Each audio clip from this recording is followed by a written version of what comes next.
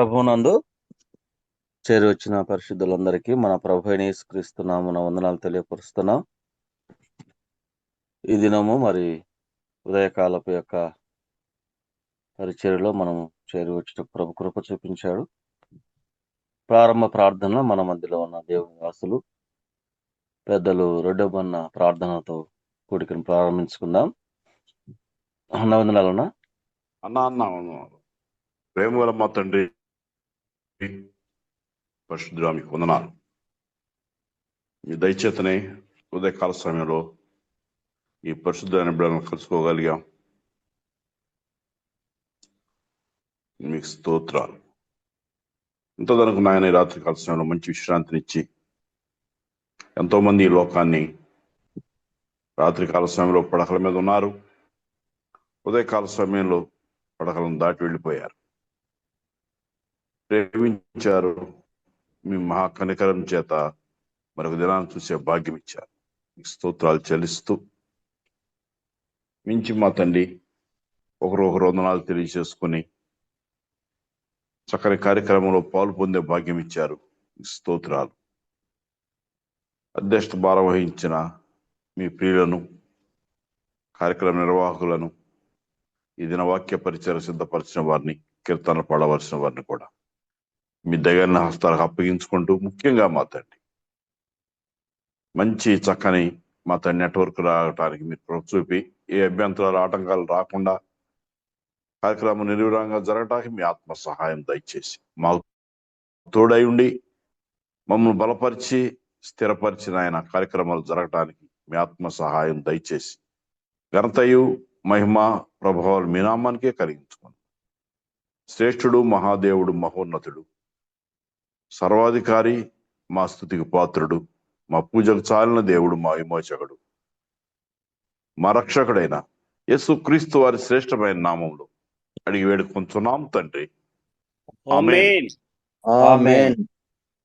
అన్న వందనాలు. వందనాలన్నా, చాలా వందనాలు.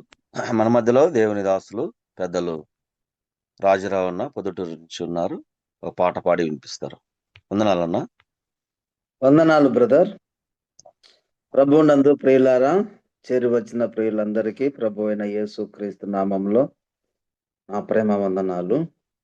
మన క్రైస్తవ సున్నత కీర్తనల్లో నుంచి 180వ కీర్తన వాడుకుందాం. 180.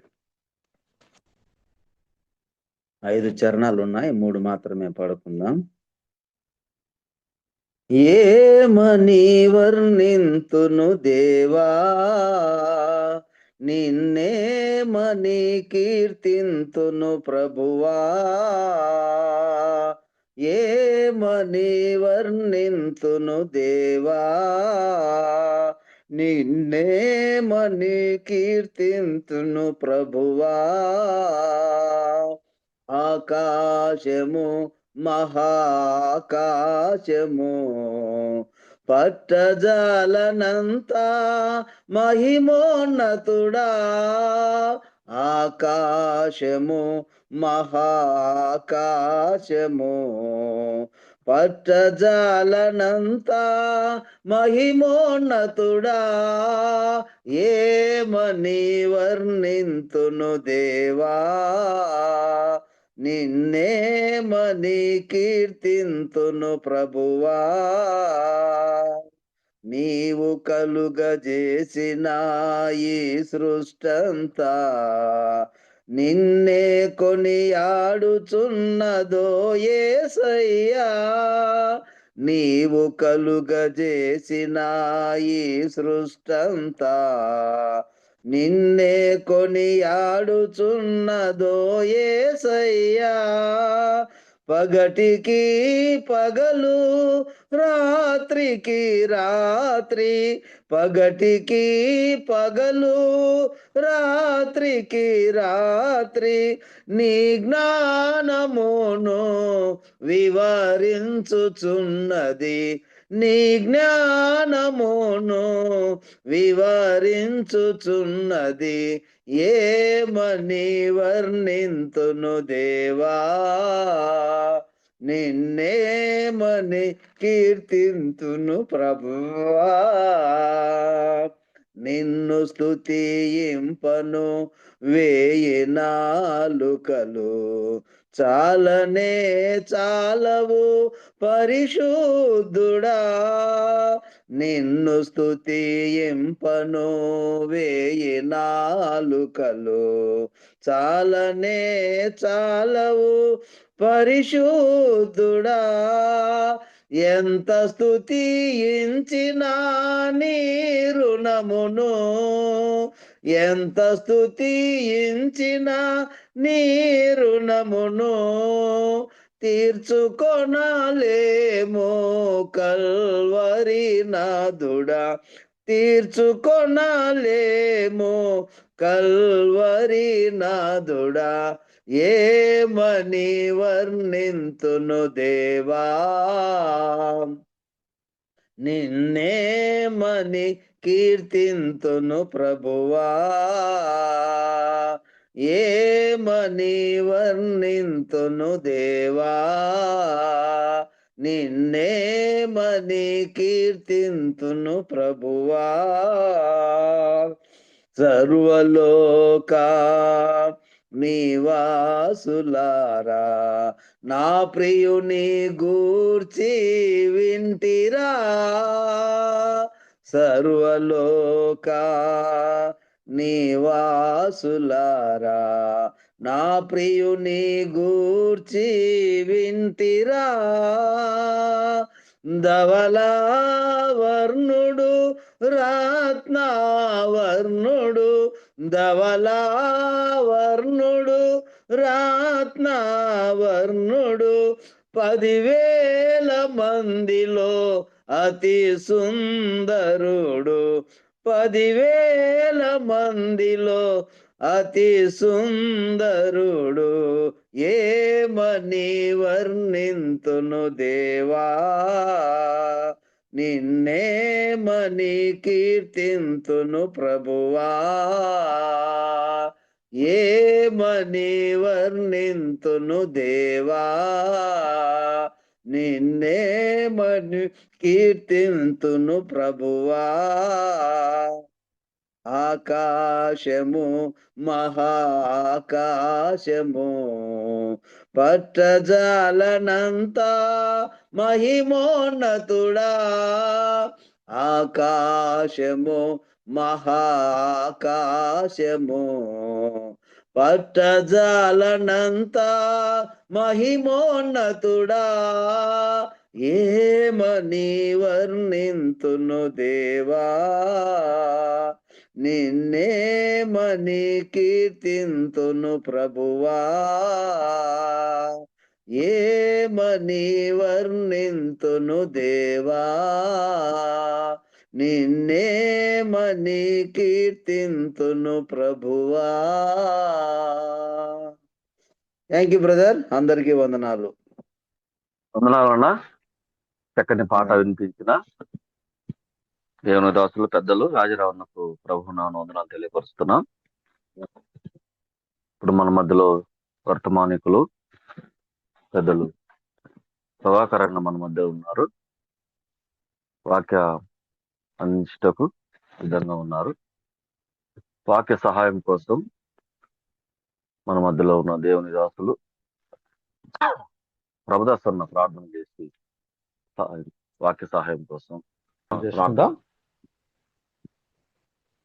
కరుణా సంపూర్ణుడా, ఆసక్తి సంపూర్ణుడా, మహిమా స్వరూపి, అనంతుడా, ద్వితీయుడా, స్తోత్రములో నాన్న ప్రభు నీ ప్రియకుమారుడు యేసుక్రీస్తు నామమున మరొకసారి ఉదయకాల సమయంలో జూమ్ ద్వారా నీ పిల్లలను మేము సమకూర్చబడి నేను జ్ఞాపకం చేసుకునే కృపను భాగ్యాన్ని ఇచ్చారు. స్తోత్రములు తెలుస్తున్నాం. తేడా ఇంతవరకు నేను స్తుతించటానికి కొని ఆడటానికి సహాయం దయచేశారు. స్తుతిస్తున్నా.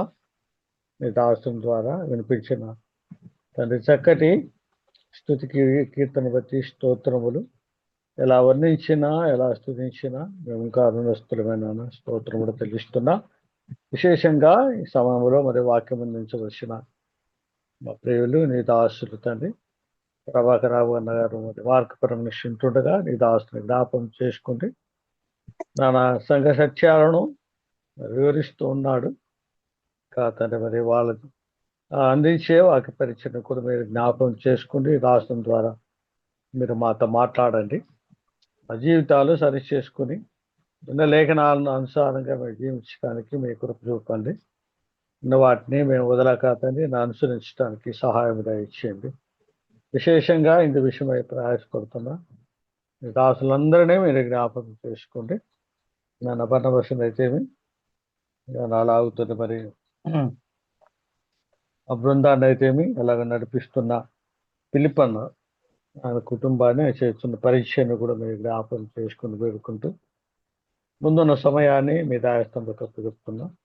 చక్కటి పాట పాడి వినిపించిన దాసులు తండ్రి రాజరవణాన్ని బట్టి కుటుంబాన్ని సంఘాన్ని బట్టి స్తుతిస్తూ ముందున్న సమయం ఎలాంటి డిస్టర్బెన్స్ లేకుండా సహాయం ఇచ్చేయండి తండ్రి. మీరే ఉండి కూడికు ఆది అంతమైన నడిపించమని ఇంకా చేరి రావాల్సిన వారు ఉన్నారు తండ్రి.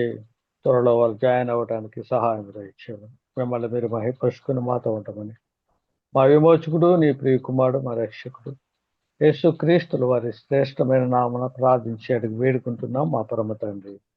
ఆమేన్. ఆమేన్. ప్రార్థన చేసిన దేవుని దాసులకు ప్రభు నాన్న వందనాలు తెలియపరుస్తున్నాం.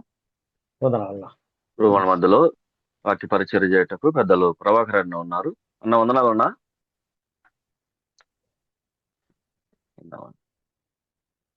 ప్రియులారా, ప్రభు అయిన యేసుక్రీస్తు నామంలో ఉదయకాలపు సహవాసానికి చేరువచ్చిన పరిశుద్ధులు పెద్దలందరికీ ప్రభునామంలో వందనాలు. దేవుని మహాకృపను బట్టి మరొకసారి మనందరము ఆయన దివ్యమైన పాద సముఖానికి రావడానికి ప్రభు సహాయం చేశారు. అందును బట్టి ప్రభువుని స్తుతిస్తున్నాను. ఈ దినము మన వాక్య ధ్యానానికి సహాయకరంగా అపోస్తుడైన పౌలు గారు కొరింథీయులకు రాసిన మొదటి పత్రిక 2వ అధ్యాయం. కొరింథీయులకు పౌలు గారు రాసిన మొదటి పత్రిక 2వ అధ్యాయము మొదటి 5 వచనాలు నేను చదువుతున్నాను, గమనించండి. సహోదరులారా, నేను మీ వద్దకు వచ్చినప్పుడు వాక్చాతుర్యముతో గాని జ్ఞానాతిశయముతో గాని దేవుని మర్మమును మీకు ప్రకటించుచు వచ్చిన వాడను కాను. నేను యేసుక్రీస్తును అనగా సిలువ వేయబడిన యేసుక్రీస్తును తప్ప మరి దేనిని మీ మధ్య ఎరగకుందును అని నిశ్చయించుకుంటుని, మరియు బలహీనతతోనూ భయముతోనూ ఎంతో వణకుతోనూ మీ వద్ద ఉంటిని. మీ విశ్వాసము మనుషుల జ్ఞానమును ఆధారము చేసుకొనక దేవుని శక్తిని ఆధారము చేసుకొని ఉండవలేను అని నేను మాట్లాడినను, స్వార్థ ప్రకటించినను, జ్ఞానయుక్తమైన తీయని మాటలను వినియోగింపక పరిశుద్ధాత్మయు దేవుని శక్తియు కనపరచు దృష్టాంతములనే వినియోగించి తినే. ప్రభువారు మన కొరకై ఈ మాటలు దీవించునుగాక. ప్రియమైన వారులారా, గత పాఠంలో మనము సత్యమునకు స్తంభమై ఉన్న సంఘములో దేవుని వాక్యమును మనము బోధించవలసిన విధములో వాక్యమును ఎలాగో అర్థం చేసుకోవాలో మనం నేర్చుకున్నాం. దేవుని గ్రంథంలో పరిశుద్ధాత్మ ద్వారా ప్రభువు రాయించిన మాటలను ఆయన ఏ ఉద్దేశం చేత రాయించాడో ఆ ఉద్దేశము ఎరిగి మనము మాట్లాడవలసిన వారమై ఉన్నాము అని గమనించాం. అందులో ప్రభువు ప్రజలకు ఏం చెప్పాలనుకున్నాడు అన్న సత్యాన్ని మనము దాని వాస్తవ మీనింగ్, వాస్తవికమైన అర్థాన్ని మనము గ్రహించి మాట్లాడాలి. మన సొంత ఆలోచన, మన సొంత అర్థాన్ని అందులో ప్రవేశింపనీయకుండా జాగ్రత్త పడాలి అని జ్ఞాపకం చేస్తున్నాం. అందులో భాగంగా అది ముందుగా వ్రాయబడిన లేఖనాన్ని ఉన్నది ఉన్నట్టుగా ఒకసారి మనం అర్థం చేసుకోవాలి. దాన్ని అక్షర సంబంధమైన అర్థం అంటాం. మనం ఏ లేఖనాన్ని చదివామో చదివిన దాన్ని చదివినట్టుగానే అర్థం చేసుకోవాలి. 2, అందులో మనకు దొరికే ఆత్మ సంబంధమైన పాఠాలు ఏమిటి అన్నవి మనం గమనించాలి. దాన్ని ఆత్మీయ అర్థము అని అంటాం. ఆత్మ సంబంధమైన పాఠాలు. 3వ సంగతి, అందులో ప్రవచనము ఏమైనా ఉందా? ప్రవచనం ఏమైనా ఉందా గమనించి మనము మాట్లాడుకోవాలి. దాన్ని ప్రవచనార్థము అని అంటాం. ఈ 3 మనకు అందులో తారసపడుతూ ఉంటాయి. కానీ ప్రతి దానిలో మనకు ప్రవచనం ఉండాలని మాత్రం లేదు. ప్రతి దానిలో మనము ఆత్మీయ అర్థం వెతకాలని లేదు. ప్రభువు మనతో నేరుగా మాట్లాడుతున్నాడా? ప్రభువు మనతో మర్మంగా మాట్లాడుతున్నాడా? ప్రభువు మనతో ప్రవచనాత్మకమైన విషయాలు చెప్పాలనుకుంటున్నాడా? అక్కడ ఏం చెప్పాలనుకున్నాడు అన్నది మనము లేఖనాలను చదువుతూ ఉండగా మనము పరిశుద్ధాత్మ ద్వారా సంగతులు గ్రహించగలం. మనం గతంలో గమనించాము, పరిశుద్ధాత్మ వాక్యమును రాయించాడు, ఆయనే మనకు బోధిస్తాడు. పేతురు పత్రికలో అన్నాడు, మనుషుల ఆలోచన చొప్పున గాని మనుషుల ఊహను బట్టి గాని లేఖనము పుట్టలేదు. అది మనుషులు పరిశుద్ధాత్మ ద్వారా ప్రేరేపించబడిన వారై దేవుని మూలముగా పలికిరి అన్నాడు. కాబట్టి మనుషులు పలికారు, అయితే అది పరిశుద్ధాత్మ ద్వారా జరిగింది. కాబట్టి బోధించువారెవరు అంటే ప్రభువే చెప్పాడు. పరిశుద్ధాత్మను మీ మధ్యకు పంపించినప్పుడు, ఆయన వచ్చినప్పుడు సత్యస్వరూపి అయిన ఆత్మ మిమ్మల్ని సర్వసత్యంలోనికి నడిపిస్తాడు. నా వాటిని తీసుకొని నన్ను మహింపరుస్తాడు, నా గురించి మీకు బోధిస్తాడు అన్నాడు.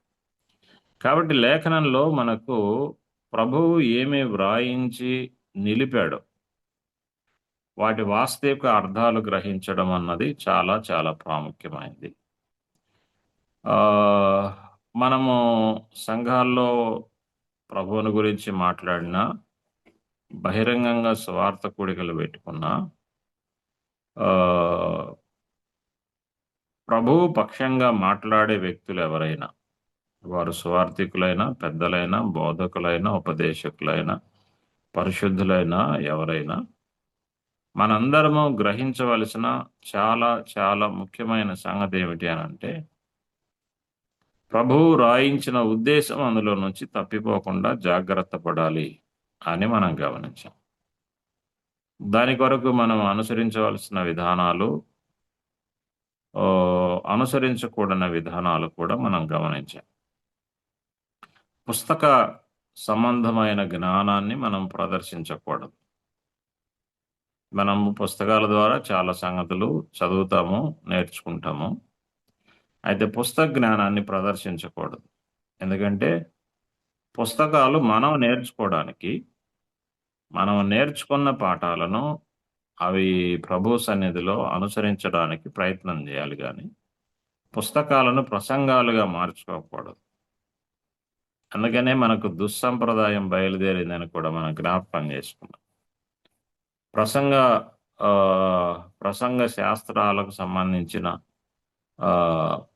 సంగతులు నేర్చుకోవడంలో తప్పులేదు, కానీ ప్రసంగాల పుస్తకాలను ఆధారం చేసుకొని అది విజ్ఞాపన కూడిక, వాక్య ధ్యానమా, లేకపోతే ఆరాధన తలంపుల, వాటిని ఆధారం చేసుకొని ఎవరో రాసిన సంగతులు మనం చదువుకొని వాటిని అందించడం అనేది సరైనది కాదు అని కూడా మనం గమనించాం. ఎందుకంటే అది వారికి ప్రభువు బయలుపరిచింది, అందులో నుండి మనం పాఠాలు నేర్చుకోవాలి. మనకై మనము ప్రభువు సన్నిధిలో లేఖనాలను తరచి సంపాదించిన జ్ఞానాన్ని, నేర్చుకున్న పాఠాలను మనము సంఘక్షేమం కొరకు ప్రభువు ఏది మాట్లాడిస్తాడో ఎరిగి మాట్లాడాలి. మాట్లాడే క్రమంలో అందులో ప్రభువు ఉద్దేశాలు మనం మర్చిపోకూడదు.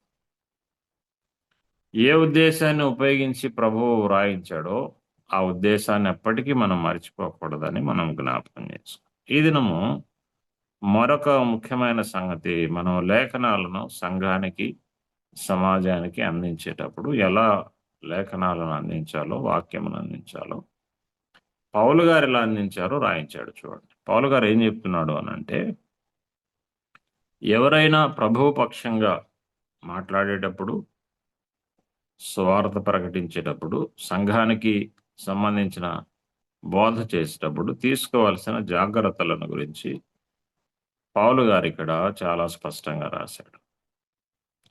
ఏం చేయాలి, ఏం చేయకూడదు, ఏం మాట్లాడాలి, ఏం మాట్లాడకూడదు. చూడండి, ఏమి మన మన బోధలో ఏముండాలి, ఏం ఉండకూడదు అని అంటే అక్కడ అన్నాడు. 2వ అధ్యాయము, కొరింథీయులకు పౌలు గారు రాసిన 2వ అధ్యాయము, మొదటి పత్రిక 2వ అధ్యాయం, మొదటి వచనంలో ఇలా చదువుతున్నాం. సహోదరులారా, నేను మీ యొద్దకు వచ్చినప్పుడు అన్నాడు. ముందుగా సహోదరులారా అనే పదాన్ని మనం పట్టుకోవాలి. సహోదరులారా, పౌలు గారు ఇక్కడ ఎవరిని సహోదరులు అని అంటున్నారు అని అంటే, మొదటి అధ్యాయానికి రండి. మొదటి అధ్యాయము 10వ వచనం చదువుదాం. సహోదరులారా, మీరందరూ ఏకభావముతో మాట్లాడవలననియు, మీలో కక్ష్యలు లేక ఏక మనస్సుతోనూ ఏక తాత్పర్యముతోనూ మీరు సన్నద్ధులై ఉండవలెననియు మన ప్రభు అయిన యేసుక్రీస్తు పేరట మిమ్మల్ని వేడుకొనుచున్నాను. నా సహోదరులారా, మీలో కలహములు కలవని మిమ్మును గూర్చి క్లోయే ఇంటి వారి వలన నాకు తెలియవచ్చును అన్నాడు. 13వ వచనం, క్రీస్తు విభజింపబడి ఉన్నాడా? పౌలు మీ కొరకు సిలువ వేయబడ్డాడా? పౌలు నామమున మీరు బాప్తిజం పొందితిరా? ఈ సంగతులు మనం చదువుతున్నప్పుడు కొరింథీలో ఉన్న పరిశుద్ధులైన వారు, కొరింథీలో ఉన్న సంఘములో వారు విభేదాలతోనూ గ్రూపులతోనూ తగాదాలతోనూ ఉన్నారు అని పౌలు గారికి తెలిసింది. ఇక మనము ముందుకెళ్తే వారు శరీర సంబంధులుగా ఉన్నారని 3వ వచనంలో అన్నాడు. వారు వ్యభిచారాన్ని ఖండించకుండా కొందరిని సమర్థిస్తున్నారని పౌలు గారు రాశాడు. ఇలాగూ అనేక లోటుపాట్లు కలిగిన వారుగా పౌలు గారు కొరింథీలో ఉన్న పరిశుద్ధులను గుర్తించాడు. అయినప్పటికీ వారిని వేలెత్తి చూపించట్లేదు ఆయన. సహోదరులారా అని మాట్లాడడంలో పౌలు గారి యొక్క ఉద్దేశం ఏంటంటే, తాను కూడా వారిలో ఒకడిగా మాట్లాడుతున్నాడు. తాను కూడా వారిలో ఒకడిగా మాట్లాడుతున్నాడు. ఇది ప్రసంగికునికి లేక ప్రభువు పక్షంగా మాట్లాడే వారికి, పరిచర్య చేసేవారికి ఉండవలసిన చాలా చాలా మొట్టమొదటి లక్షణం వారితో ఐక్యమై ఉండడం. సహోదరులారా అనే పదం ఏం చెప్తుంది అని అంటే, మన ఎదుట ఉన్న వారితో ఐక్యముతో ఉండడము, కలిసిపోయి ఉండడము. మనము మీరు ఇంటికి వెళ్ళిన తర్వాత మీరు ప్రత్యేకంగా ఈ సంగతిని గుర్తించండి. పౌలు గారు రాసిన పత్రికలైనా, పేతురు గారు రాసిన పత్రికలైనా, యోహాను గారు రాసిన పత్రికలైనా, వారి పత్రికలు మనం గమనిస్తున్నప్పుడు వారు మేము, మనము అనే బహువచనాన్ని వారు ఎక్కువగా వాడారు. మేము, మనము. చూడండి, ఒక మాట మనం సహాయకరంగా చదువుదామా? యోహాను గారు రాసిన మొదటి పత్రిక, యోహాను గారు రాసిన మొదటి పత్రిక, మొదటి అధ్యాయము,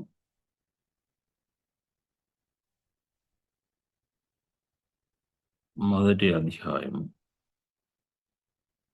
7వ వచనంలో ఇలా చదువుతాం చూడండి. అయితే ఆయన వెలుగులోనున్న ప్రకారము మనమును వెలుగులో నడిచిన ఎడల మనము అన్యోన్య సహవాసము కలవారమై ఉందుము. 8వ వచనం ప్రారంభం, మనము పాపము లేనివారమని చెప్పుకొనిన ఎడల మనలను మనమే మోసపుచ్చుకొందుము. 9వ వచనం, మన పాపములను మనము ఒప్పుకొనిన ఎడల, మన పాపములను మనము ఒప్పుకొనిన ఎడల. 10వ వచనం, మనము పాపము చేయలేదని చెప్పుకొనిన ఎడల, మనము పాపము చేయలేదని చెప్పుకొనిన ఎడల. ఆ, ప్రక్కనే పేతురు గారు రాసిన పత్రికలోనికి రండి. 2వ పత్రిక 3వ అధ్యాయము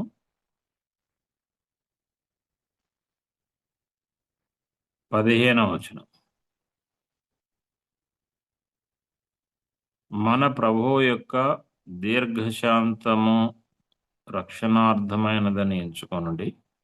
అలాగును మన ప్రియ సహోదరుడైన పౌలు, మన ప్రియ సహోదరుడైన పౌలు. 17వ వచనం, ప్రియులారా అన్నాడు. ప్రియులారా. ఇంకా మనం చదువుదాం చూడండి.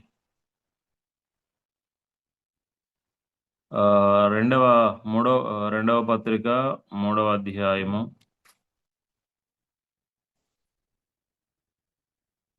13వ వచనం, అయినను మనము ఆయన వాగ్దానమును బట్టి అన్నాడు. మనము ఆయన వాగ్దానమును బట్టి అన్నాడు. ఈ మాటలు మనం చదువుతున్నప్పుడు మనకు అర్థమయ్యే సంగతి ఏంటి అని అంటే, మీరు ఇంకా కొంచెం లోతుగా పత్రికలో మనము స్టడీ చేస్తే మనకు అర్థమయ్యే సంగతి ఏంటంటే, వారు మేము ప్రత్యేకమైన వారము, మేము ప్రత్యేకమైన కృపావరాలు కలిగిన వారము, మేము ప్రభువు చేత ఏర్పరచబడిన వారము, మేము చాలా స్పెషల్ అనే భావన వారిలో ఎక్కడా ఎప్పుడు కనబడదు. వారు తమ ఎదుట ఉన్న ప్రజలతో వారు ఏకమై మాట్లాడడము, ఏకమై వారు ప్రసంగించడము మనము గమనిస్తూ ఉంటాం. వారు ఏకమై మాట్లాడారు. వారు ఎంత బలహీనులైనా, వారు ఎంత అజ్ఞానంతో ఉన్నా, వారు ప్రభువును అనుసరించడంలో వెనకదీసిన వారుగా ఉన్నా, వారు ప్రభువు సన్నిధిలో వారు సరిగాని విధానాల్లో ఉన్నా, వారు ఏ స్థితిలో ఉన్నా వారిని తమతో ఏకం చేసుకొని మాట్లాడారు. అందుకనే వారు మనము అనే పదాన్ని ఎక్కువగా వాడారు. మనము అనే పదాన్ని ఎక్కువ వాడారు. ఎదుటి వారిని ఉద్దేశించి చాలా తక్కువ మాట్లాడతారు. ఎదుటి వారినే ఉద్దేశించి చాలా తక్కువ మాట్లాడతారు. నీవెట్లా ఉన్నావు, నీ స్థితి ఏంటి అని ఎదుటివారికి మాత్రమే బోధిస్తున్నట్టుగా మాట్లాడు. వారితో కలిసి ఆ బోధ మాకు కూడా అన్నట్టుగా వారు తమను కలుపుకొని మాట్లాడతారు. ఇది మంచి అనుభవం. ఎందుకు అనంటే, మేమును మీలాంటి వారమే, మనందరము ప్రభువుని సంతోషపరచాలి అనే ఉద్దేశంతో మనము అని వ్రాస్తారు. కాబట్టి మొదటిది, వింటున్నవారు మన తోటివారు, వింటున్నవారు మనము ఒకటేను. లోకంలో సామెత ఉంది చూసారా, చెప్పేవాడికి వినేవాడు లోకు అని. చెప్పేవాడికి వినేవాడు లోకు అని లోకంలో సామెత ఉంది. అలాగూ వాళ్ళని లోకులుగా మనం మాట్లాడదు. అంటే లోపము కలిగిన వారుగా, తక్కువ వారుగా ఆలోచనతో మనం మాట్లాడదు. వీళ్ళకి ఏం తెలియదు అన్నట్టుగా మనం మాట్లాడకూడదు. వారితో కలుపుకొని మనం మాట్లాడడం ద్వారా దానికి విలువ పెరుగుతుంది. ఆ మాటకు విలువ పెరుగుతుంది. అందుకనే పౌలు గారు కొరింథీలో ఉన్నవారు చాలా విషయాల్లో వారు బలహీనులై దేవుని మార్గానికి వ్యతిరేకంగా నడుస్తున్నారు, అవమానకరంగా ప్రభువుని వారు లోకంలో ప్రదర్శిస్తున్నారన్న సంగతి పౌలు గారికి తెలిసి కూడా వారితో వ్రాస్తున్నప్పుడు మనం ఈ సంగతులు వరుసగా కొరింథీ పత్రిక చదివితే చాలా సార్లు మనకి ఈ పదం కనబడుతూ ఉంటుంది. అదేంటంటే సహోదరులారా అనే పదం కనబడుతుంది. సహోదరులారా. కాబట్టి పౌలు గారు మనకి ఏం చెప్తున్నాడు అనంటే, మన ఎదుట ఉన్న వారిని మనతో ఏకంగా చేసుకొని మాట్లాడడం, వారిలో మనం ఒకరమై నిలిచి ఉన్నాము, మేము కూడా మీలాంటి వారమే అనే భావనతో మనం మాట్లాడడం అనేది చాలా చాలా అవసరమైంది. అది నంబర్ 1. నంబర్ 2 గమనించండి. మనం గమనించండి. మనము మాట్లాడేటప్పుడు ప్రభువు పక్షంగా నిలబడ్డప్పుడు మనం గమనించవలసిన చాలా ముఖ్యమైన సంగతి ఏంటంటే, వాక్చాతుర్యముతో గాని అన్నాడు, జ్ఞానాతిశయముతో గాని దేవుని మర్మమును మీకు ప్రకటించుచు వచ్చిన వాడను కాను. మనము దేవుని గురించి మాట్లాడేటప్పుడు, ఆయన సంగతులు మనం బోధించేటప్పుడు 2 ఉండకూడదన్నాడు. 1 వాక్చాతుర్యం ఉండకూడదు, 2 జ్ఞానాతిశయము ఉండకూడదు. వాక్చాతుర్యము అనంటే మాటకారితనం, అందులో ప్రాసలు వాడడము, ప్రసంగంలో ప్రాసలు వాడడము, ప్రసంగంలో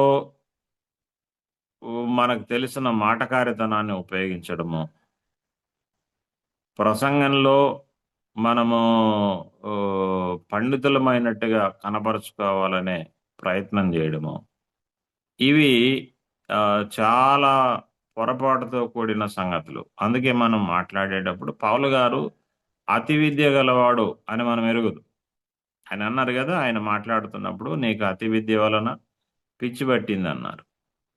పౌలు గారు తానే స్వయంగా తన విద్యాభ్యాసాన్ని గురించి రాస్తూ, నేను గమలీయేలు గారి దగ్గర నేర్చుకునే విషయంలో నేను ధర్మశాస్త్రంలో అనింద్యుడిగా ఉన్నాను అన్నాడు. విద్యావంతుడు, అందులో ఏమి సందేహం లేదు. తన విద్యను, తన పాండిత్యాన్ని, తన వాక్చాతుర్యాన్ని ఆయన ప్రదర్శించడానికి ఇష్టపడలేదు. సకల విద్యా ప్రవీణుడైన మోషే గారు, ఐగుప్తు విద్యలన్నింటినీ ఆరితేరిన మోషే గారు ప్రత్యక్ష గుడారాన్ని నిర్మించేటప్పుడు ప్రభు ఆయనకు జాగ్రత్త చెప్పాడు. మోషే, నీవు ప్రత్యక్ష గుడారాన్ని నిర్మించు, అది నా కొరకు నిర్మించు, అది నాకు పరిశుద్ధ స్థలము. మీరు దాని నిర్మాణంలో చేయవలసిన చాలా ముఖ్యమైన పని ఏమిటి అనంటే, ఆ లేఖనాన్ని మనం చదువుదాం సహాయకరం. నిర్గమాకాండ గ్రంథానికి వద్దాం. నిర్గమాకాండ గ్రంథము 25వ అధ్యాయము 40. 25వ అధ్యాయము వచనం 40. మనం ఎరిగిన మాట, నేను అవసరం కొరకు దేన్ని నేను జ్ఞాపకం చేస్తున్నాను. కొండ మీద నీకు కనపరిచిన వాటి రూపమును రూపము చొప్పున వాటిని చేయుటకు జాగ్రత్త పడము. 9వ వచనం చూడండి. 9వ వచనంలో కూడా మనం గమనిస్తున్నప్పుడు, నేను నీకు కనపరచు విధముగా మందిరము యొక్క ఆ రూపము దాని ఉపకరణములన్నిటి రూపమును నిర్మింపవలెను అన్నాడు. మందిరాన్ని ఎలా నిర్మించాలి అనంటే, నేను నీకు కనపరిచిన విధంగానే ఉండాలి, అది వేరే విధంగా ఉండకూడదు. చరిత్ర మనం గమనిస్తున్నప్పుడు చరిత్రలో మోషే గారి గురించి ఒక సంగతి ఉంటుంది. అదేంటంటే, ఐగుప్తు దేశంలో ఆయన చదువుకునే దినాలు ఫరో ఇంట్లో మోషేతో పాటు పెరిగిన మరొక యువకుడు కూడా ఉన్నాడు. వాళ్ళిద్దరికీ జ్ఞానంలో పోటీ అన్నమాట. ఎందుకంటే రేపు రాజ్యానికి ఎవరు అర్హులు అనే దాని మీద వారికి ఈ సంఘర్షణ వచ్చినప్పుడు ఫరో వాళ్లకు ఒక పరీక్ష పెడతారు. మీరిద్దరు మీ జ్ఞానాన్ని నాకు చూపించండి అనంటే, మోషే గారు రాళ్లను మాత్రమే వాడి ఒక అద్భుతమైన నగరాన్ని కడతాడట. ఆయన ఆ నగరాన్ని చూసి ఫరో గారు ఆశ్చర్యపోతారంట. కారణం ఏంటి అనంటే, అంత అద్భుతంగా మోషే గారు దాన్ని నిర్మిస్తారు. అది చరిత్ర చెప్తుంది. మోషే గారు ఐగుప్తు దేశంలో ఆయన విద్యాభ్యాసాన్ని అభ్యసించే దినాల్లో ఆయన నిర్మించిన నగరము చాలా అద్భుతమైన నగరాన్ని నిర్మిస్తాడు అంటాడు. అందుకనే ప్రభువు అద్భుతమైన జ్ఞానం కలిగిన మోషేతో మాట్లాడుతున్నాడు. నేను కరపరిచిన విధంగానే ఉండాలి కానీ మందిరము వేరొకరి యుగతిగా ఉండడానికి వీల్లేదు. అందుకనే చాలా స్పష్టంగా చెప్పాడు, మందిరం యొక్క రూపము దాని ఉపకరణములన్నిటి రూపము అన్నాడు. మందిరం రూపంలో కానీ ఉపకరణాల రూపంలో కానీ ఎందులో కానీ నీ జ్ఞానాన్ని ఉపయోగించొద్దు అని దాని అర్థం. అందుకని ఆఖరికి ఏమన్నాడంటే బీ కేర్ఫుల్ అన్నాడు, జాగ్రత్త పడుము అన్నాడు 40వ వచనంలో. జాగ్రత్త పడుము. ఆయన మాట్లాడడమే, ప్రభువు మోషేతో మాట్లాడడమే. 10వ వచనం చూడండి, 25:10లో మనం ఏం చదువుతున్నామనంటే తుమ్మకర్రతో ఒక మందసము చేయండి అని చెప్పాడు. తుమ్మకర్రతో మందసాన్ని చేయండి. మనకి ఈ మాట వింటే నవ్వు వచ్చింది. తుమ్మకర్రతో మందసం చేయండి అని అంటే ప్రభువు ఒక అద్భుతమైన ఆకారాన్ని ఆయన చెప్పేటప్పుడు ఏ విలువ కలిగిన కర్రనో చెప్పలేదు, ఏ సువాసన భరితమైన కర్ర గురించో చెప్పలేదు. భూప్రపంచం మీద ప్రభువు సృష్టించిన మొక్కల్లో శ్రేష్టమైనవి, సువాసన భరితమైనవి, విలువైనవి, గట్టిగా ఉండేవి, దృఢంగా ఉండేవి, చూడడానికి నాణ్యంగా అందంగా కనబడేవి చాలా మొక్కలు భూమి మీద ఉన్నాయి, మనందరం ఎరుగుతుంది. కానీ ప్రభువు మోషేతో అన్నాడు తుమ్మకర్రతో మందసం చెయ్యి అన్నాడు. మోషే మాట్లాడలేదు,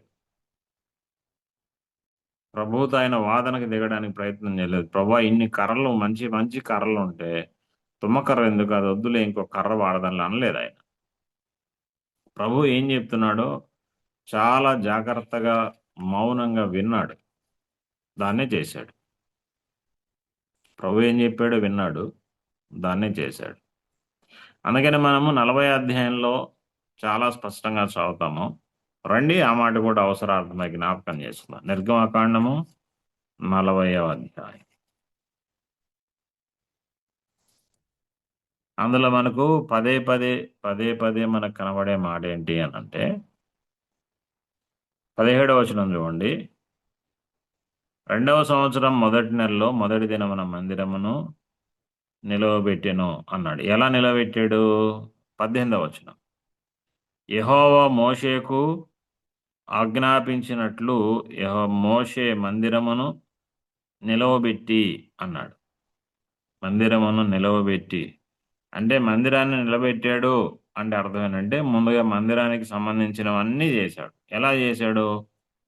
యెహోవా మోషేకు ఆజ్ఞాపించినట్లు.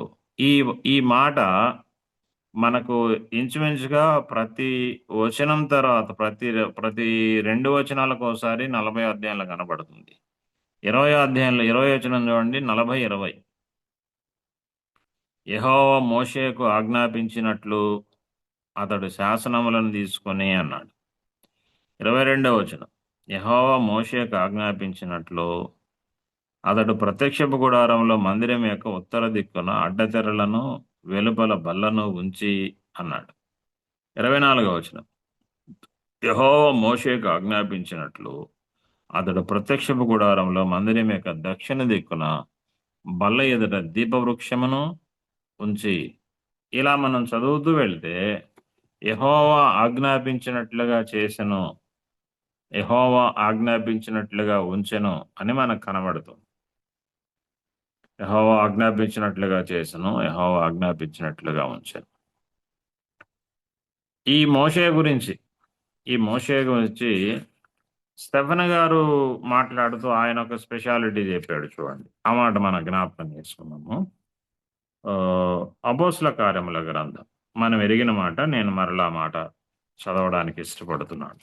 అపోస్తల కార్యముల గ్రంథంలో మోషేను గురించి స్టెఫెన్ గారు మాట్లాడితే ఏమన్నాడు చూడండి. 7వ అధ్యాయం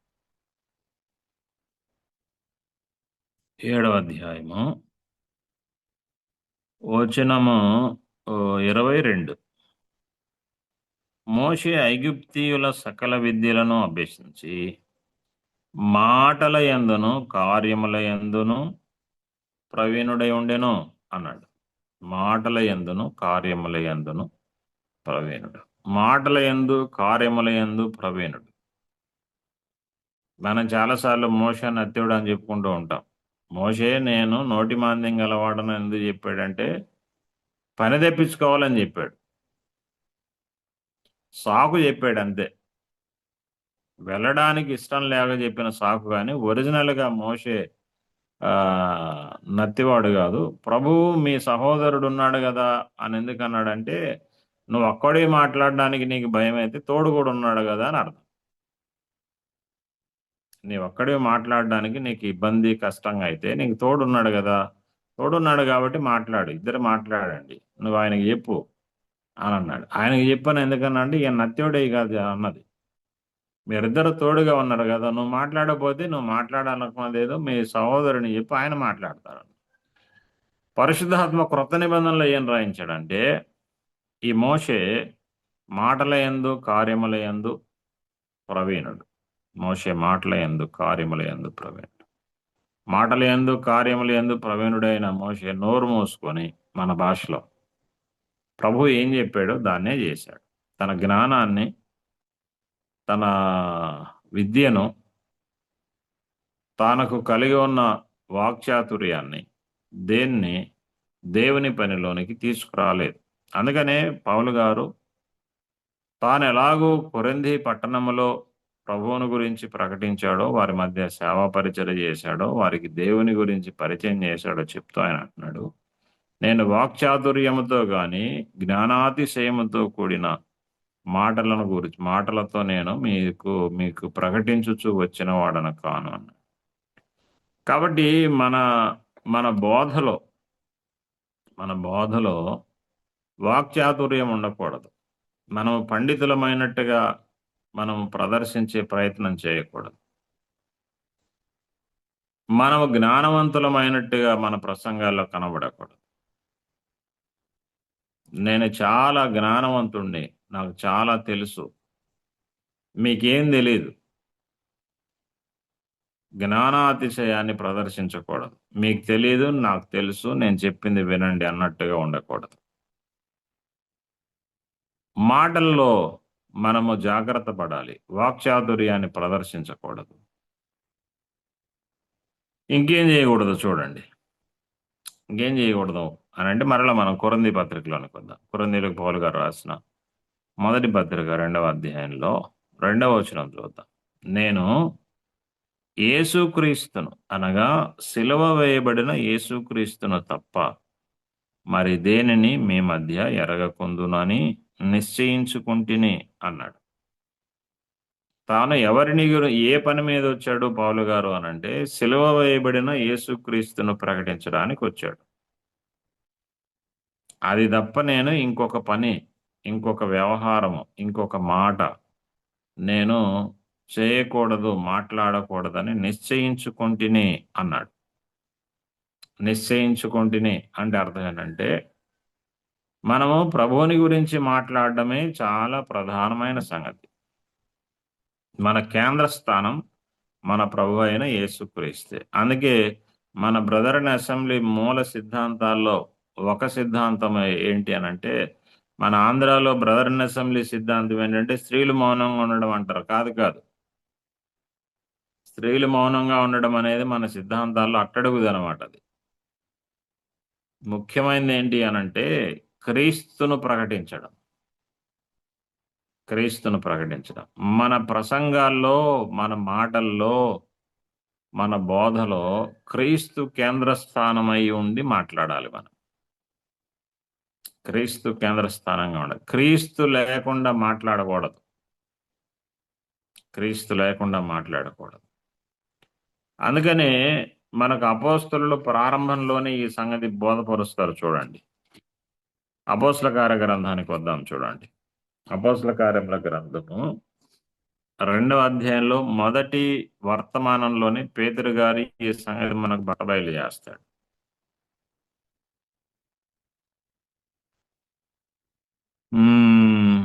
2వ అధ్యాయము 29వ వచనం. 29 నుంచి నేను చదువుతున్నాను, గమనించండి. సహోదరులారా, మూల పురుషుడకు దావీదును గురించి నేను మీతో మూల పురుషుడకు దావీదును గురించి మీతో నేను ధారాళముగా మాట్లాడవచ్చును. అతడు చనిపోయి సమాధి చేయబడెను. అతని సమాధి నేటి వరకు మన మధ్య ఉన్నది. అతడు ప్రవక్త అయ్యుండెను గనక అతని గర్భములో నుండి అతని సింహాసనం మీద ఒకని కూర్చున్నబెట్టుదును అని దేవుడు తనతో ప్రమాణపూర్వకంగా ఒట్టుబెట్టుకునే సంగతి అతడెరిగి, క్రీస్తు పాతాళములో విడవబడలేదనియు ఆయన శరీరము కుళ్ళిపోలేదనియు దావీదు ముందుగా తెలుసుకుని ఆయన పునరుద్ధానమును గూర్చి చెప్పెను అన్నాడు. ఆయన దావీదు యొక్క లేఖనాలు, దావీదు రాసిన సంగతులు, దావీదు పరిశుద్ధాత్మ ద్వారా పలికిన సంగతులు జ్ఞాపకం చేసుకుని మాట్లాడుతూ నేను దావీదుని గురించి మీతో చాలా సంగతులు ధారాళంగా మాట్లాడగలను, కానీ దావీదుని గురించి చెప్పడం కాదు నా ఉద్దేశం. నా ఆలోచన ఏమిటి అనంటే, దావీదు ఎవరిని గురించి అయితే చెప్పాడో ఆ క్రీస్తుని గురించి మీతో చెప్పాలని ఇష్టపడుతున్నాను అని క్రీస్తును వారికి పరిచయం చేస్తున్నాడు. క్రీస్తు యొక్క గొప్పతనాన్ని చెప్తున్నాడు. ఈ సంగతి మనం గమనిస్తున్నప్పుడు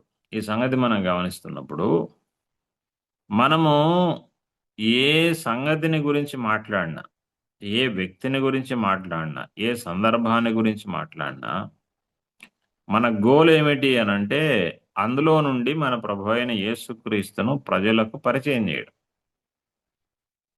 అందులో నుండి మన ప్రభు అయిన యేసుక్రీస్తును మనం పరిచయం చేయడం.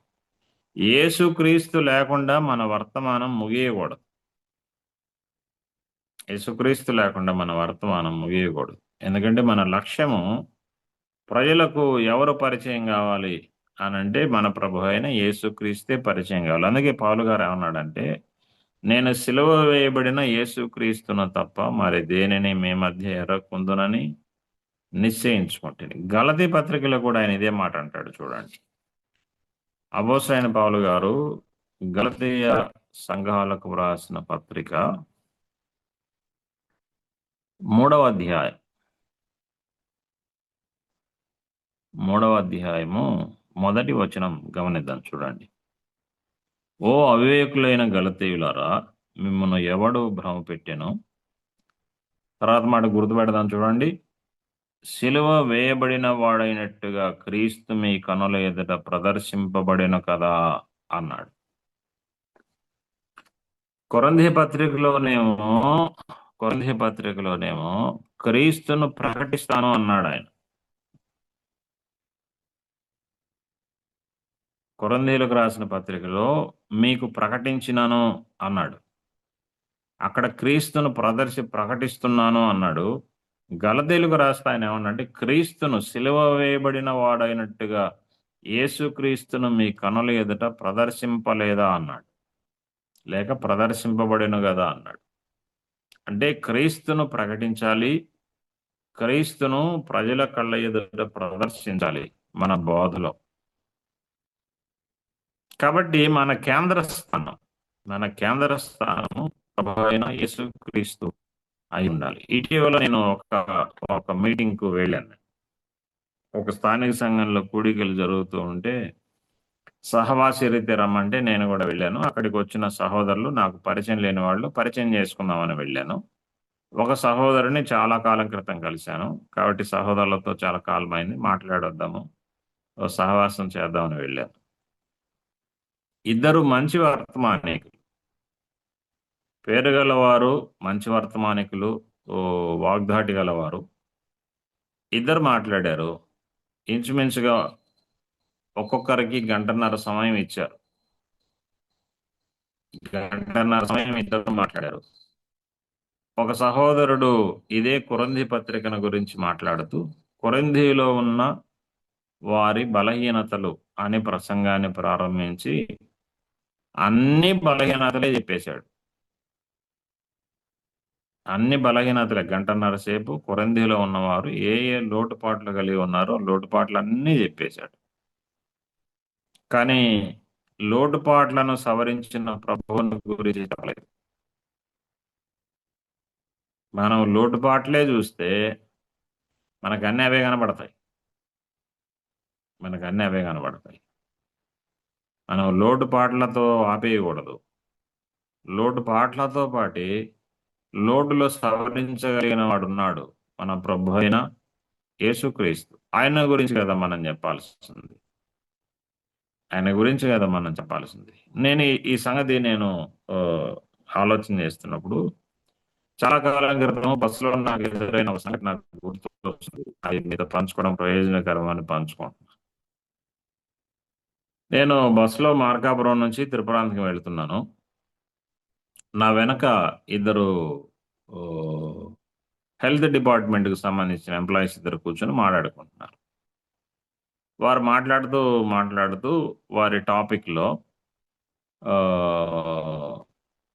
ఎయిడ్స్ వ్యాధి గురించి మాట్లాడుతున్నారు. అప్పుడు ఏదో ప్రోగ్రామ్ జరిగిందన్నమాట హెల్త్ డిపార్ట్మెంట్కి సంబంధించి. ఎయిడ్స్ వ్యాధి మీద ఏదో అవేర్నెస్ ప్రోగ్రామ్ మీద జరిగింది. దాని గురించి వాళ్ళు చర్చిస్తూ ఎయిడ్స్ వ్యాధి ఎలా విస్తరిస్తూ ఉందో ఆయన మాట్లాడడం ప్రారంభించాడు ఒక ఆయన. ఆ వరుసలో భాగంగా మనం ఎరుగుదము ఎయిడ్స్ వ్యాధి ఎలా విస్తరిస్తుందో ఆ వరుసలో భాగంగా ఆయన సమాజంలో ఉన్న అక్రమ సంబంధాల గురించి మాట్లాడుతూ, ఇక మార్కాపురంలో ఊరు దాటింది మొదలు ఇంచుమించుగా ఇంకొక 5-6 కిలోమీటర్లు అయితే త్రిపురాంతకం వస్తుంది. అక్కడ దాకా ఈ అక్రమ సంబంధాల వైపు వెళ్ళిపోయాడు అన్న మధ్యలో. ఎందుకంటే ఎయిడ్స్ వ్యాధికి మూలము క్రమంగాని సంబంధాలు అని మాట్లాడుతూ, ఇక క్రమంగాని సంబంధాల గురించి అక్కడ ఈ సంబంధాలు, ఇక్కడ ఈ సంబంధాలు, వాటి పర్యవసానాలు, హత్యలు, గొడవలు, కుటుంబ కలహాలు, ఇలాంటివి సమాజంలో జరిగినవన్నీ మాట్లాడుతూ ఉంటే ఆయన పక్కన కూర్చున్న ఆయన విని విని విని విని అన్నాడు, బ్రదర్ అంతసేపు వాడి గురించి మాట్లాడకూడదు, మనకి చెడిపోయింది అన్నాడు ఆయన. మనకు ఒక పాయింట్ తెలుసు, అదేంటంటే ఎయిడ్స్ వ్యాధి అక్రమ సంబంధాల వలన వస్తుంది, అది మనకు తెలుసు. ఇక అంతటితో ఆపేయాలా? ఇన్ని వర్ణనలు ఇంత లోతుగా మనం అక్రమాల గురించే పరిచయం చేస్తే మనమే అక్రమ మార్గంలోకి వెళ్తాం అన్నాడు ఆయన. నాకెందుకు ఆ మాట నచ్చింది. మనము బలహీనతల గురించే మాట్లాడుతూ ఉంటే మానసిక శాస్త్రంలో కూడా ఒక మాట ఉంది. అదేంటంటే ఎప్పుడు మనం బలహీనతల గురించే మనం గమనిస్తూ ఉంటే మనం కూడా బలహీనం అయిపోతాం అన్నాడు. అందుకే చూడండి, ఎవరికైనా చదువుకోవాలి అని ఆసక్తి కలిగినవాడు చదువురానంటవాడు. ఎవరైతే బాగా చదువుతారో వాళ్ళ సహవాసం చేస్తారు. ఎందుకనంటే వాళ్ళ సహవాసం చేస్తే ఈయన కూడా చదువు వస్తుంది, ఈ అబ్బాయి కూడా చదువు వస్తుంది. చదువు రానోడు వెంట పడితే ఏమొస్తుంది? ఏమి రాదు. అలాగే బలహీనలు చూస్తూ ఉంటే మనం బలహీనపడతాం, బలహీనలు చూస్తే బలహీనపడతాం, బలవంతులను చూస్తే బలవంతులం అవుతాం. అందుకనే ప్రభువు పౌలు గారి ద్వారా హెబ్రీలకు రాసిన పత్రిక 12వ అధ్యాయంలో ఆయన ఏం చెప్పాడంటే, మనము సులువుగా చిక్కులు పెట్టు పాపమును విడిచిపెట్టి విశ్వాసమునకు కర్త అయిన ప్రభు అయిన యేసుక్రీస్తును అనుసరిద్దాం అన్నాడు. ఎందుకనంటే యేసుక్రీస్తు ప్రభు ఆయన పాపమును జయించిన వాడు, ఆయన చిక్కుబడలేదు. బలహీనతలో, పాపములో మన ప్రభు అయిన యేసుక్రీస్తు చిక్కుబడలేదు. అందుకే క్రీస్తు వైపు చూద్దాము అని పౌలు గారు రాశారు. ఆయన మన కర్త, విశ్వాసమునకు కర్త మన ప్రభు అయిన యేసుక్రీస్తు. అందుకనే అది స్వార్థ కూడికైనా, అది వాక్య కూడికైనా, అది విజ్ఞాపన కూడికైనా, అది ఆరాధన రొట్టె విరుచు కూడికైనా, కూడిక ఏదన్నది ముఖ్యమైనది కాదు. ప్రతి కూడికకు మాదిరికరమైన వాడు, ప్రధానమైన వాడు మన ప్రభు అయిన యేసుక్రీస్తు. ఆయనను మనము ముంగుర్తుగా ఉంచుకొని మాట్లాడడం అనేది చాలా చాలా ప్రాముఖ్యమైనది. అందుకనే బ్రదరన్ అసెంబ్లీ సిద్ధాంతాల్లో ఒక మూల సూత్రం ఏంటి అనంటే, మన ప్రజలు క్రైస్ట్ సెంటర్డ్ మెసేజెస్ అయి ఉండి అని మన పెద్దలు రాసుకున్నారు. క్రీస్తు కేంద్రిత వర్తమానాలై ఉండాలి, క్రీస్తు కేంద్రిత వర్తమానాలై ఉండాలి. అందుకనే మన ప్రభు అయిన యేసుక్రీస్తు భూమి మీద ఉన్నప్పుడు ఆయన తండ్రిని మనకు పరిచయం చేశాడు. మానవుడిగా మన ప్రభు అయిన యేసు భూలోకంలో జీవించినప్పుడు తండ్రి అయిన దేవుడు ఎంత శ్రేష్టమైన వాడో ఆయన ఉద్దేశాలు నెరవేర్చడానికి ఆయన ఎలా వచ్చాడో, ఆయన తండ్రిని గురించి మాట్లాడుతూ వచ్చాడు. ఆయన ప్రార్థన చేసిన, ప్రకటించిన, యోహాను సువార్తలో 5వ అధ్యాయంలో ఆయన ఏమన్నా అంటే, నా మాట విని నన్ను పంపిన వాని యందు విశ్వాసం ఉంచువాడు. ఆయన్ని పంపిన తండ్రిని గురించి చెప్పాడు. 12 ఏళ్ల వయసులో దేవాలయంలో ప్రభు అయిన యేసుక్రీస్తు నిలిచిపోయినప్పుడు యోసేపు మరియలు యేసు ప్రభు వారిని వెతుకుతూ వెళ్ళినప్పుడు ఆయన అన్నాడు, నేను తండ్రి పనుల మీద ఉండాలని మీకు తెలియదా? మీరు ఎందుకు నన్ను వెతుకుచున్నారు? తండ్రిని గురించి ఆయన పరిచయం చేస్తూ వచ్చాడు. కాబట్టి మన ప్రభువు మనకు మాదిరి. ఆయనను మనం ప్రకటించాలి. అందుకనే పౌలు గారు ఏమన్నాడంటే, నేను యేసుక్రీస్తును అక్కడ 2 భాగాలు కదని విభజిద్దాం మనం. ఒకటి, యేసుక్రీస్తును తప్ప మరి దేనిని మీ మధ్య ఎరక్కుందును. 2, సిలువ వేయబడిన యేసుక్రీస్తును తప్ప దేని మీ మధ్య క్రీస్తును ప్రకటించాలి, సిలువ వేయబడిన క్రీస్తును ప్రకటించాలి. అంటే క్రీస్తును ప్రకటించాలి అని అంటే క్రీస్తు సిలువకు ముందు, సిలువ తర్వాత ఆయన గురించిన విషయాలు చాలా మనకు కనబడతాయి. సిలువ వేయబడిన ప్రభు అయిన యేసుక్రీస్తులో మనకు చాలా సంగతులు కనబడతాయి. క్రీస్తు జీవితాన్ని మనం 3 పార్ట్స్గా మనం చూడాలి. ఒకటి, ఆయన శరీరధారిగా సిలువకు వెళ్ళే వరకు ఉన్న భాగం. 2, సిలువ వేయబడినప్పుడు ఆయనలో ఉన్న విషయాలు. సిలువ నుంచి ఆయన మరణించి పునరుద్ధానుడై లేచిన తర్వాత ప్రభు అయిన యేసుక్రీస్తు. శిష్యులు ఎప్పుడు బలపరచబడ్డారు అంటే పునరుద్ధానుడైన ప్రభువును చూసినప్పుడు. పునరుద్ధానుడైన ప్రభువు తర్వాత బలహీనతతో ఉన్న శిష్యులు చాలా బలపరచబడ్డారు. కాబట్టి క్రీస్తును మనం ఎరగడం అదొక ప్రత్యేక సబ్జెక్ట్ అన్నమాట. క్రీస్తును గురించి క్రిస్టాలజీ. పాత నిబంధనలో క్రీస్తు, ధర్మశాస్త్రంలో క్రీస్తు, ప్రవక్తల లేఖనాల్లో క్రీస్తు, కీర్తనల గ్రంథంలో క్రీస్తు. అందుకే ప్రభువు ఎమ్మాయి మార్గం గుండా నడుచుకుంటూ వెళుతున్న వారితో మాట్లాడుతూ మోషే గ్రంథాల్లో, కీర్తనల గ్రంథాల్లో నన్ను గూర్చి వ్రాశారు అన్నాడు. కాబట్టి ధర్మశాస్త్రంలో క్రీస్తు మనకు కనబడతాడు, చరిత్ర గ్రంథాల్లో క్రీస్తు మనకు కనబడతాడు, పద్య భాగంలో వ్రాయబడిన సంగతుల్లో క్రీస్తు మనకు కనబడతాడు, ప్రవచనాల్లో క్రీస్తు మనకు కనబడతాడు, శరీరధారి అయిన క్రీస్తు సువార్తల్లో మనకు కనబడతాడు, సిలువలో ఉన్న క్రీస్తు. ఆ తర్వాత అపోస్తల కార్య గ్రంథానికి వస్తే పునరుద్ధానుడైన క్రీస్తు, ఆయన కార్యాలు. ఇలాగ క్రీస్తుని గురించి మనం విభాగించుకొని ధ్యానం చేయడం మనకు మంచిది.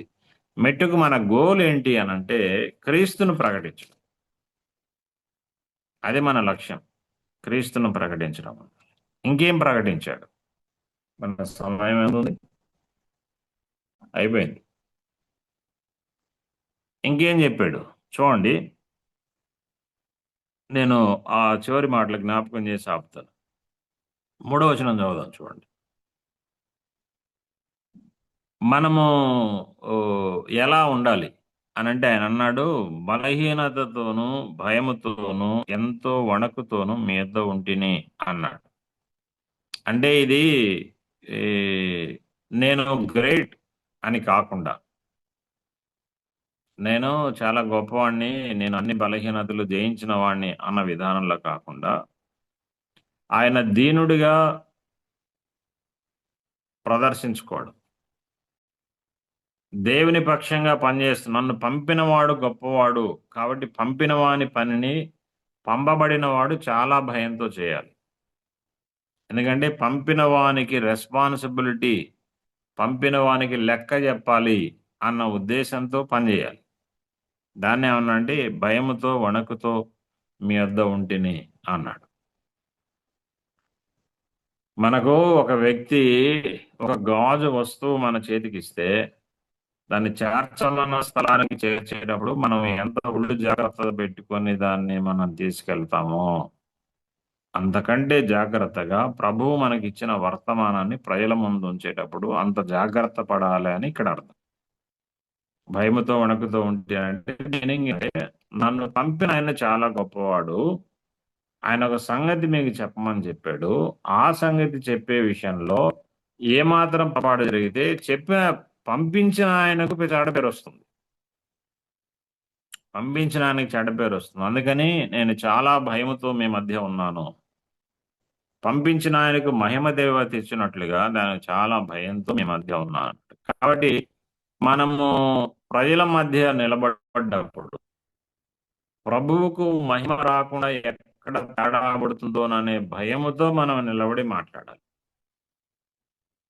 నా ధోరణి ద్వారా నా ప్రభువు అవమానపరచబడకూడదు. అందుకనే అందులో మనము తూళి మాట్లాడడం, తొందరపడి మాట్లాడడం, కాని మాటలు వాడడం, ఇలాంటివి రాకుండా జాగ్రత్త పడాలి. ఇలాంటివి రాకుండా మనం జాగ్రత్త పడాలి. తర్వాత సంగతి చూడండి, వచనము 4. మీ విశ్వాసము మనుషుల జ్ఞానమును ఆధారం చేసుకొనక దేవుని శక్తిని ఆధారం చేసుకుని ఉండవలెను అని నేను మాట్లాడినను సువార్త ప్రకటించినను జ్ఞానయుక్తమైన తీయని మాటలను వినియోగింపక పరిశుద్ధాత్మయు దేవుని శక్తియు కనపరచు దృష్టాంతములను వినియోగించి తినన్నాడు. పౌలు గారు తన బోధ యొక్క ముఖ్య ఉద్దేశాన్ని రాస్తున్నాడు. అదేనంటే మీరు దేవుని శక్తిని ఆధారం చేసుకోవాలి. దేవుని శక్తిని ఆధారం. బ్రదర్ అసెంబ్లీ దారి తెప్పింది ఇక్కడే. మనం చాలాసార్లు మన మాటలో మనం ఎక్కువ సార్లు ప్రయోగించే పదం ఏంటి అని అంటే మన పెద్దలు చెప్పారు అనే పదం ఎక్కువ వాడుతూ ఉంటాం.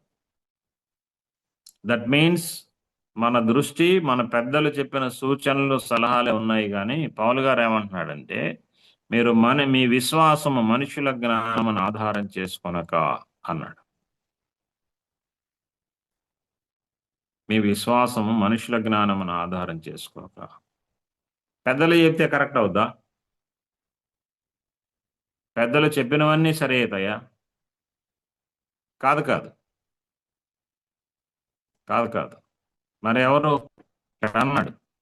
దేవుని శక్తిని ఆధారం చేసుకోవాలి అన్నాడు. దేవుని శక్తిని ఆధారం చేసుకోవాలి. రెండవది ఏమన్నాడు? పరిశుద్ధాత్మయు దేవుని శక్తియు కనబరచు దృష్టాంతములు అన్నాడు.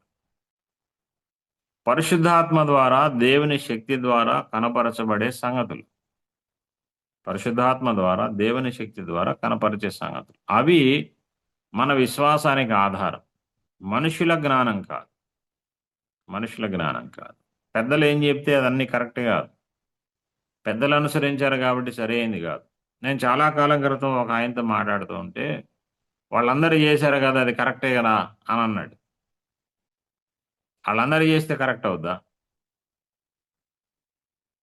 ఎంత పెద్దవారైనా, ఈ మాట జ్ఞాపకం పెట్టండి, ఎంత పెద్దవారైనా మనకు మాదిరి, మన కొలత మన ప్రభు అయిన యేసుక్రీస్తు. ఆయన మనకు అందించిన పరిశుద్ధాత్మ సహాయము, లేఖన సహాయమే కొలత. మనకు మనుషుల అభిప్రాయాలు కాదు, మనుషుల అభిప్రాయాలు కాదు, ప్రయోజనకరంగా ఉంటున్నాయని కూడా కాదు. కొన్నిసార్లు కొన్ని సంగతులు ప్రయోజనకరంగా ఉన్నట్టు ఉంటాయి, అయినా అది కరెక్ట్ కాదు. ఉదాహరణకు మీకు ఇలా జ్ఞాపకం చేస్తాను. నేను దేవుడు మోషేతో మాట్లాడుతూ ఒకసారి అన్నాడు, నీవు బండను కొట్టు అన్నాడు. కొట్టాడు, నీళ్ళు వచ్చాయి. రెండవసారి బండతో మాట్లాడు అన్నాడు. రెండోసారి ఆయన బండతో మాట్లాడకుండా బండను మెరుగు కొట్టాడు కాబట్టి ప్రభు నీళ్ళు ఆపాడా? నా మాట వినలేదు కాబట్టి నేను నీళ్ళు ఇవ్వనని నీళ్ళు ఆపాడా అంటే నీళ్ళు ఆపల, నీళ్ళు వచ్చాయి. నీళ్ళు వచ్చాయి కాబట్టి మోషే కొట్టడం కరెక్టా? కాదు. మనం చాలాసార్లు ప్రయోజనకరంగా ఉన్న ప్రతిదాన్ని ప్రయోజనకరం ఉంది కదా చేద్దాం అంటూ ఉంటాం. ప్రయోజనకరంగా ఉంది కదా చేద్దాం, పెద్దలు చేశారు కదా ప్రయోజనకరంగా ఉంది కదా చేద్దాం అంటూ ఉంటాం. కాదు. లేఖనం పర్మిషన్ ఇచ్చిందా? పరిశుద్ధాత్మ అంగీకరిస్తున్నాడా? చాలా ప్రాముఖ్యమైనది. పరిశుద్ధాత్మ వెళ్ళమంటున్నాడా? పరిశుద్ధాత్మ చేయమంటున్నాడా? పరిశుద్ధాత్మ అనుమతి ఉందా? అది చాలా చాలా ముఖ్యమైనది. అందుకనే మన విశ్వాసము మనుషుల జ్ఞానమును ఆధారం చేసుకుని ఉండకూడదు. అందుకని మన ఎదుట ఉన్న వాళ్ళు మనల్ని అనుసరించాలి అనే ఆలోచన ఉండకూడదు. ఇక్కడ మనిషి జ్ఞానం ఆధారం చేసుకోకూడదు అంటే అర్థం ఏంటంటే ప్రసంగికుడిని అనుసరించకూడదు. ప్రసంగికుడు ప్రభువును వెంబడించేవాడిని తయారు చేయాలి కానీ తాను వెంబడించేవాడిని తయారు చేయకూడదు. తనను వెంబడించేవారిని తయారు చేయకూడదు. మనకు ప్రసంగికుడు ముఖ్యమైన వాడు కాకూడదు. కొంతమంది అంటూ ఉంటారు ఈ మాట, ఒక సహోదరుడు ఒక పెద్ద ఆయన అంటే నేను ఇలా అన్నాను, తెగించి ఇలా అన్నాను. 1985 నుండి మేము ఎప్పుడు 2 సంవత్సరాల క్రితం కలిసాము. ఈ రోజు వరకు మా కుటుంబంలో అయినా మా సంఘంలో అయినా ఏ కూడి జరిగినా పలానా ఆయన్ని పిలుచుకుంటాం అన్నాడు. ఎప్పటి నుంచి అంటే 1988 ఇప్పటిదాకా ఆయన తప్ప మేము ఎవరిని వాడుకున్నాడు. నేను చెప్పాను మీరు దూరమైన పాపంలో ఉన్నారని చెప్పాను. ఎందుకనంటే మీకు ఆయనే ముఖ్యమైన వాడయ్యాడు. ఆయన ఒక్కడే ముఖ్యమైన వాడయ్యాడు. కరెక్ట్ కాదు. ఆయన అన్నాడు ఆయన ఏం చెప్తే అది చేస్తామన్నాడు. ఆయన చెప్తే చేస్తాం, ఆయన చేయొద్దంటే చేయమన్నాడు. అంటే ఎవరు ముఖ్యం? ఆయన ముఖ్యం. ఆయన చెప్పింది కదా మనం చేయాల్సింది. మన జ్ఞానము మనిషిని ఆధారం చేసుకొని ఉండకూడదు, మనిషిని వెంబడించకూడదు. ప్రభువును వెంబడించాలి. ప్రభువును వెంబడించాలి. ప్రజలు ప్రభువును వెంబడించాలి, ఆయనను హత్తుకోవాలి, ఆయన వైపు తిరగాలి, ఆయన వెంబడి వెళ్ళాలి, ఆయన మాదిరిలోకి వెళ్ళాలి, ఆయన పోలికలోనికి రావాలి. అది మన లక్ష్యమై ఉండాలి. ఎట్లయినా వీళ్ళందరూ నా మాట వినేటట్టు చేసుకోవాలా, నేను గుంపు చేసుకోవాలా? ఈ మధ్య నేను ఈ సంగతి విని చాలా విచారపడ్డాను. అదేనంటే కొంతమంది స్పీకర్స్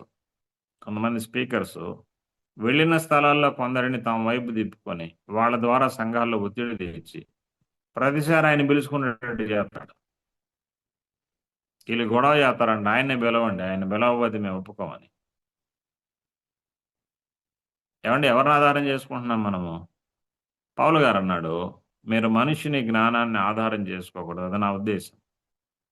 మీరు దేవునిని జ్ఞాపకం చేసుకోవాలి, ఆయన్ని అనుసరించాలి, ఆయనను గురించి మీరు ఆలోచన చేయాలి. దేవుని శక్తి మీద మీరు ఆధారపడాలి. మీ విశ్వాసము దేవుని శక్తి మీద అదే నా ఆధారం అన్నాడు. కాబట్టి ప్రియమైన వల్ల మన జీవిత అనుభవాల్లో సంఘాలను మనము సత్యములోనికి నడిపించేటప్పుడు ఈ పద్ధతులు చాలా చాలా ప్రాముఖ్యమైనవి. ఈ విధానాలు చాలా ప్రాముఖ్యమైనవి. వీటిని మనం గట్టిగా పట్టుకుందాం. మిగిలిన సంగతులు మరలా మనం ఆలోచించాలి. ప్రభు మన కొరకు మాటలు దీవించునుగా. అందరికీ వందనాలు. చిన్న మాట ప్రార్థన చేద్దాం. మహిమగల తండ్రి, మీకు స్తోత్రాలు. ఉదయకాలం మాకు ఇచ్చిన సహవాసము, నాయన సందేశం కొరకే మీకు స్తోత్రాలు. ఈ మాటలు మా హృదయాల్లో స్థిరపరచండి. మేము మీ పక్షంగా చేస్తున్న పరిచర్యలో మేము మరుగున ఉండి మిమ్మల్ని కనపరచడానికి, మీరు మాకు ఇచ్చిన జ్ఞానం కాదు, మీ లేఖనమే హృదయాల్లో నిలబడడానికి, మేము ప్రయాసపడడానికి, మీ మాదిరిలోనికి మా ఎదుట ఉన్నవారు రావాలని, మిమ్మల్ని అనుసరించేవారుగా మా ఎదుట ఉన్నవారు ఉన్నారండి. విశ్వాసమునకు మీరే కర్త అని నేను మీ వైపు ప్రజలు చూడడానికి, మేము మరుగున ఉండి మిమ్మల్ని మహింపరచడానికి, మోషే ఆనాడు చేసినట్టుగా మీరు ఆజ్ఞాపించినట్టుగా మేము చేయడానికి మీ కృప మాకు అనుగ్రహించుదురా. మీ దయకి అప్పగించుకుంటూ యేసు ప్రభువు నామంలో స్తోత్రం చెల్లించి ప్రార్థించి వేడుచున్నాం తండ్రి. ఆమేన్. థ్యాంక్ యూ అండి. ఆమేన్. చాలా వందనాలన్నా. చక్కని సంగతులు ఉదయకాలములో పరిశుద్ధాత్మ దేవుడు మనకు తన దాసుని బలపరిచి అందించాడు. ప్రభువే మనకు ఒక మాదిరి. యేసు ప్రభువును ఎక్కువగా ధ్యానించలేకపోతే సందేశం అంతా తృప్తికరంగా ఉండదు. మన ప్రభు అయిన యేసుక్రీస్తుని ఎక్కువగా తెలుసుకుంటే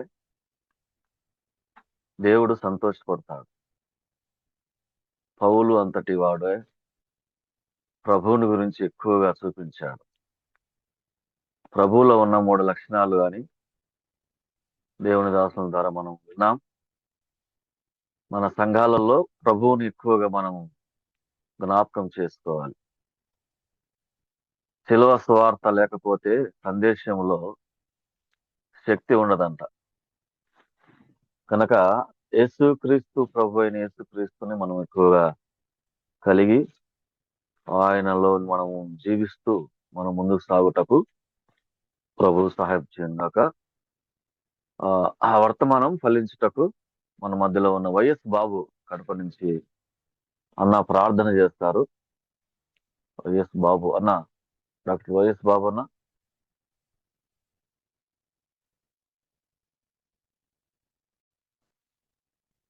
ఓకే అన్న, మళ్ళీ లెఫ్ట్ అయినట్టుంది. అన్నా ప్రార్థన చేయండి అన్న. వందనాలు. ప్రార్థన చేసుకుందాం.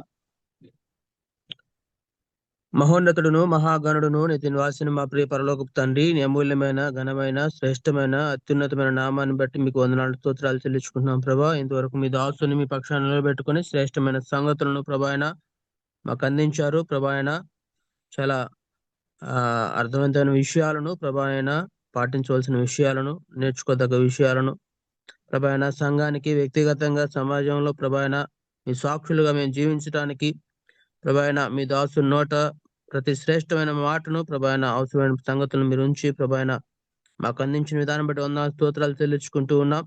మీ దాసుని మరి ఎక్కువగా ప్రభాయన విరివిగా మీరు వాడుకొని అనేకుల రక్షణార్థమై, ఆత్మీయ క్షేమార్థమై ప్రభాయన మీ దాసుని ప్రభాయన అనేకుల ప్రయోజనార్థమై, సంఘాల క్షేమాభివృద్ధి నిమిత్తం ప్రభాయన మీ దాసుడికి మీరు తోడుగా ఉండి నడిపించి ప్రభాయన మీ నామాన్ని మయం తెచ్చుకోండి. విన్న మాటలు మా హృదయాల్లో భద్రపరుచుకొని వాటి చొప్పున జీవించే కృపను అనుగ్రహించమని ఈ కార్యక్రమం నడిపిస్తున్న వారిని, అలాగే ప్రభాయన నిర్వహిస్తున్న మీ దాసులను ప్రభానైనా, అలాగే ప్రభాయన వాక్యం అందించిన మీ దాసు ప్రభాకరను ప్రభాయన మీ కృపలో జ్ఞాపకం చేసుకొని ప్రభాయన మీ యొక్క కృప ఆశీర్వాదం క్షేమం అనుగ్రహించమని, అలాగే ప్రభా చేరవచ్చిన ప్రతి బిడ్డను దీవించి ఆశీర్వదించమని, మళ్ళీ మేము కలుసుకునేందుకు మీ దేగలతను భద్రపరిచి మీ నామానికి మహిమ ఘనత ప్రభావాలు ఆరోపించుకోమని మా ప్రభుని పేరు యేసుక్రీస్తు అతి పరిశుద్ధమైన నామమున ప్రార్థించి మిక్కిలి వినయంగా వేడుకుంటున్నాము తండ్రి. ఆమేన్. ఆమేన్.